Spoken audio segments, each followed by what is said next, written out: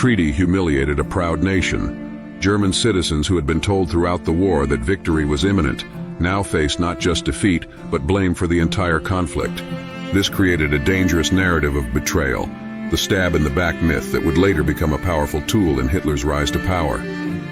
Meanwhile, the treaty's architects were having second thoughts. John Maynard Keynes, a British economist present at Versailles, warned that the reparations would crush Germany's economy and destabilize Europe. French Marshal Ferdinand Foch had an entirely different criticism, famously declaring, "This is not peace. It is an armistice for 20 years." He believed the treaty wasn't harsh enough to permanently cripple Germany's military potential. As the 1920s progressed, the treaty's flaws became increasingly apparent. The League of Nations, created to maintain peace, had no real power to enforce its decisions. When Germany began secretly rearming in violation of the treaty, the League could only watch helplessly. Then came the Great Depression. Germany's fragile economic recovery, built on American loans through the Dawes Plan, collapsed. Unemployment soared, political extremism flourished. And in this chaos, a former corporal named Adolf Hitler found his opportunity. Hitler's Nazi party offered a simple, seductive message: reject Versailles, restore German pride, and take revenge on those who had humiliated the nation. Every German child had grown up learning about the Diktat of Versailles. Every family had felt its economic impact.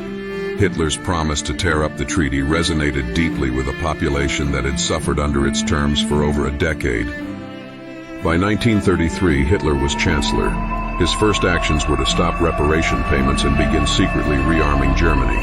The world's response?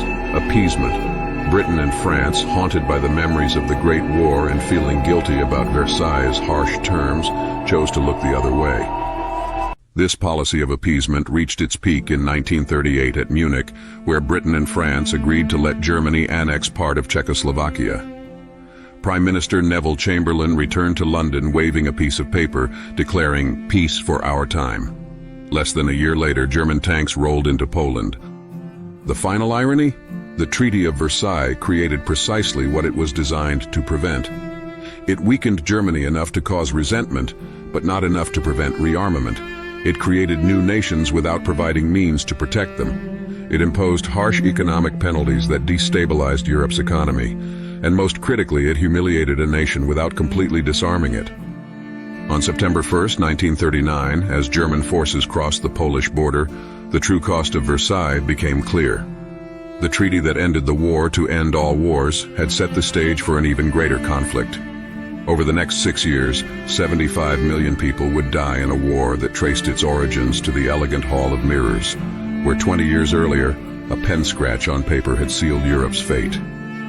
The Treaty of Versailles stands as a stark reminder that peace built on vengeance rarely lasts. In trying to prevent another war, its architects had inadvertently made one inevitable.